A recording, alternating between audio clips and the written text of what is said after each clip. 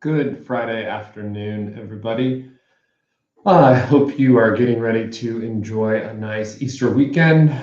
Just enjoy your weekend. We're wrapping up the week here and coming to you again with a legislative update and action alert. We heard back from many of you last week in regards to our update that we put out and doing this video update along with it. So we thought we would continue that again. So it's wrapping up another busy week at the Tennessee General Assembly, and two things are clear.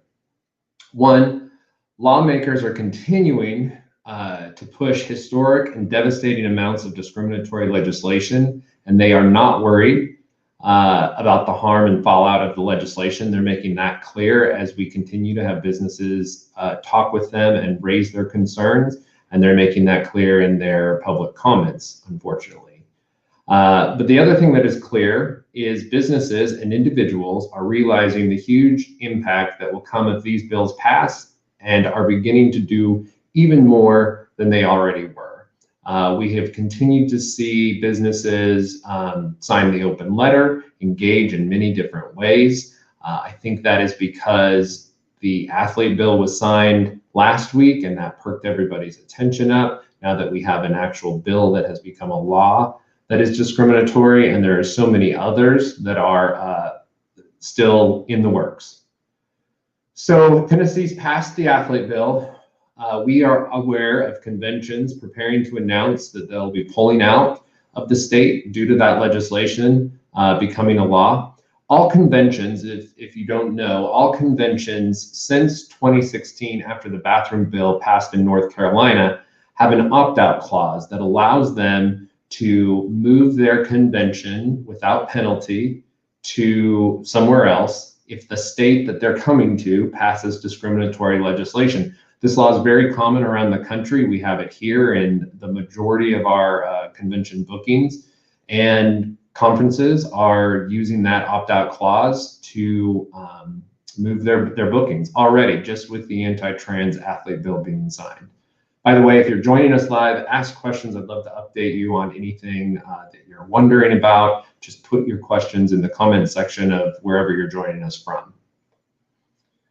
So the bathroom bill signed, we're seeing those ramifications. Let's just give another quick update of where we are with things. Tennessee has a record amount of discriminatory bills moving forward, and statistics and history that are shaping the narrative nationally outside of the state.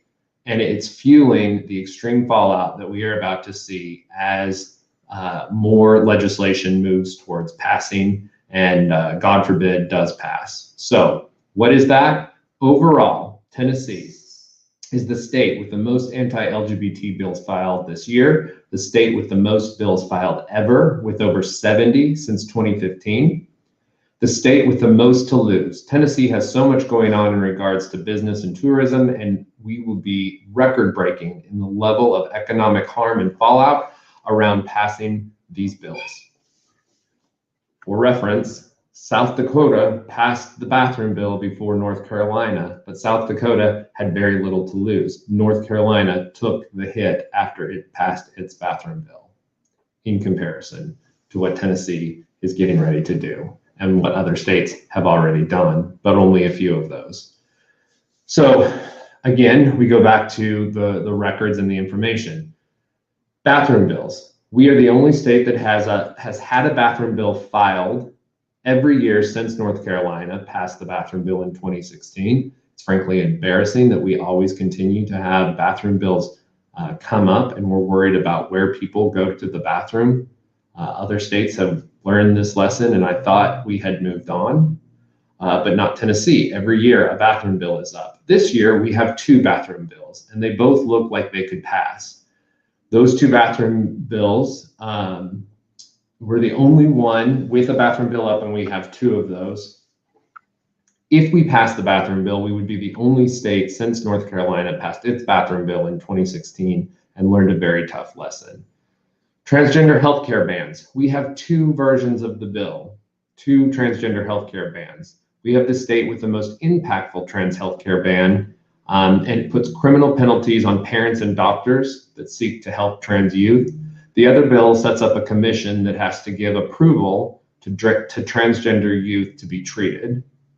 And then censoring and silencing LGBT education and voices in schools. This is the other area that our bills are targeting. There are 2 bills that stop anything related to LGBT people being taught in schools. One bill removes and prohibits a person's sexual orientation and gender identity to be brought up in teaching and stops works from LGBT authors from being read or performed. The other bill allows parents to opt out of their children to be taught anything related to LGBT people, because in the words of the sponsor, that should be taught in the home. I did an interview with Channel 4 this week, and they talked about that they think that's to be taught in the home, and they asked what we thought. Where does that stop? Stop people from opting out, being taught LGBT issues, that should be taught in the home, or even stripping LGBT issues out of curriculum, what the other bill does. Where does that stop? Who's next? Is it Black history? Is it Native American history? Is it only teaching Christianity in our schools and not talking about the Jewish or Islamic faiths? Where do we stop in our education and what we allow to be taught in our schools? So it's a very, very scary and slippery slope. Again, all of these bills are discriminatory. That's where we start from, and that is where business is opposed to them. There's a lot of talk about, well, these bills are transgender and they're political because they've now been deemed transgender issues. No, they're discriminatory issues first. The athlete bill was the perfect bill to try and get people to go with it. The number of conversations that I've had with allies and with gay and lesbian people, especially lesbians, that have reached out and said, well, I agree with this bill. Men shouldn't be allowed to play against women. They do have an unfair competitive advantage. Don't take that bait and don't go down that path. What we're talking about up front and center, the purpose of that bill is to discriminate, or it was to discriminate. It was to target transgender people and discriminate against them. And they used sports and athletics as a way to do that. They've tried it with bathrooms. They're trying it with curriculum. It's a way to divide. It's a way to get in and discriminate. So don't lose sight of the fact that it's discriminatory in nature at the very beginning. So what's happened this week? Well, a lot. After the bathroom signage bill passed the House on Monday, and after our warnings and sounding the alarm that we had done last week, we saw a lot more engagement this week. Mayor Cooper issued a statement regarding Governor Lee signing the anti-trans athlete bill and about the discrimination that's coming out towards the transgender community, and we appreciate that. And I'm glad that the mayor has engaged on this issue. Nashville has more to lose than any other city in the state from the boycotts that could come. So it's great to see the mayor engaging. And then Nashville Council member Bob Mendez issued a warning on Twitter that any metro economic and community development incentives would be tied to a company publicly working against anti-LGBT legislation. That's a huge move by that council member and other council members who have said they would support that. That puts added pressure on companies to speak out publicly against discrimination. That came from the warnings and the movement of the other bill and the other bills to make sure that everybody is doing what they can to push back on this discrimination. And then businesses continue to sign our open letter, and we will update you on that very shortly on who has signed. Monday, the bathroom signage bill passed. Tuesday, it passed the House. This bill is the one that targets businesses that have inclusive bathroom policy, requiring them to put a sign or a target on their front door and then on their bathrooms stating that They have inclusive bathroom policies. We say target because that is what will happen with these businesses that have these policies. They will become targets against discrimination. We are working to kill that bill with many members of the business community, just on its impact to business, but also on the blatant discrimination that it brings.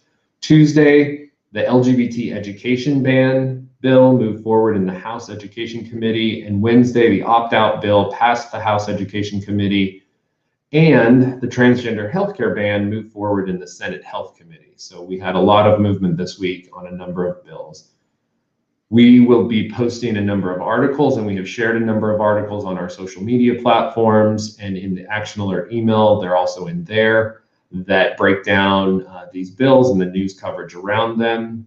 And then Wednesday, on Transgender Day of Remembrance, or Transgender Day of Visibility, we had a number of educational posts and discussions about transgender issues, trying to educate on trans issues more to help in the understanding and the fight against discrimination towards transgender people. And we will continue that. So the week ahead, there's a lot happening this week. On Monday, April 5th at 4 p.m., the Senate will take up two bills on the Senate floor. This is the opt-out bill. The curriculum opt-out bill is on the Senate floor. And then also the bathroom bill 2.0. This is the other bathroom bill that we have. I've told you about the signage bill. This is the other one that is up on the Senate floor. Then on Tuesday, we have the Anti-Trans Healthcare Commission bill up in House Health. We've got the bathroom signage bill is moving forward in the Senate Judiciary Committee on Wednesday, or on Tuesday. And then on Wednesday, we've got LGBT teaching ban moving forward in the House, and the anti-trans healthcare ban moving forward in the House as well. So Tuesday and Wednesday are going to be busy days. Unfortunately, we have two bills up in the Senate on Monday. So what can you do? I've just told you the dire consequences and where we're at. Here are ways to take action. If you have not signed our open letter of Tennessee Businesses Against Discrimination, please do so. We've had a number of new corporations sign on, including Service Source, BMG, Lyft, Pilot. Those are just some of the newest corporations and members that have signed the open letter. If you work for a company that has not signed on, talk to that company and urge them to do so. If you frequent a business, talk to them and urge them to do so. We have over 200 small business signers. We want to continue to grow that. These are diverse across the state. We are breaking them up by region to show that this is not just Nashville that is opposed to this discrimination. These are businesses across the state. We need more corporate members to sign this letter. And this is what we also need. We need them to give statements. So if you are a corporation and you have not given us a statement yet to use, please do publicly speak out with a statement. We will be having a press conference on Monday, April 12th. If you would like to have your business on the open letter when we release it again with the updated signers, you need to sign by midnight, April 11th. We'll be having that press conference and allowing businesses to give statements if they would like to. And we'll be talking with the press about the current state of the fallout at that time and the potential additional fallout that we could see with other legislation passing. And then our partners at the Tennessee Equality Project have a number of direct action campaigns. I highly recommend that you just Google TNEP, Tennessee, equalityproject.org. And we also have a link to it in our action alert, and take direct action to contact your legislators. We cannot continue to emphasize how important it is for businesses to take action and speak out. Businesses are still being listened to, not at the level they once were, which is unfortunate.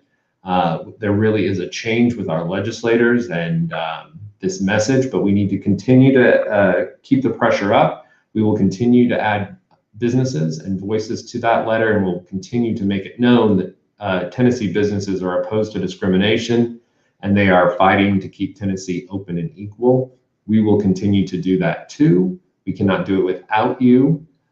Please reach out if you have any questions and we can assist you in any way. We'll be coming to you next week at different times to keep you updated, because that's core to our mission: advocate, educate, connect. We do that with the business voice, continuing to promote LGBT equality in the workplace and society. And we'll continue to do this until they gavel to adjournment. I'm hoping that the trans athlete bill, anti-trans athlete bill, is the only bill that we have passed this year. But we have got to continue to push back hard and fight back so others do not pass. To those that have commented this week on businesses aren't really doing anything, they just sign a letter, they're not doing enough, they're not speaking out, I can't tell you how wrong you are. I see businesses working every day to push back on this legislation. They are taking more actions than just signing a letter, and we appreciate them and thank them for their support and their work in this matter. To legislators that say that they're not hearing from the business community, you know that's a lie, and we're calling you on it. You know businesses are speaking out, and you have been warned of the economic fallout that is going to come from this, from you continuing to discriminate. And again, just thank you to businesses for doing what's right. Just now it broke that they are moving the All-Star game from Georgia in response to the voter ID laws there. And companies are looking at moving out of Georgia in reaction to that as well. I hope that discrimination against LGBT people is not going to bring around the same boycotts and economic fallout that is happening now in Georgia. But we know from that example, from other examples of discrimination, anti-LGBT discrimination, going back many years, back to 2016, in North Carolina, the 3.75 billion conservative estimate of losses that they lost from passing the bathroom bill, that this is possible. We again implore Tennessee legislators to stop discriminating against LGBT people and get focused on what really matters: recovering from COVID, focusing on our education, our graduation rates. That's what matters, and that's what we should be focused on. So thanks for joining me today. We'll be coming to you next week with updates, and look for this email in just a few minutes in your inbox if you get our emails. If you don't, sign up on our website, and we'd love to also have you as a member of the chamber. Thank you and have a good weekend.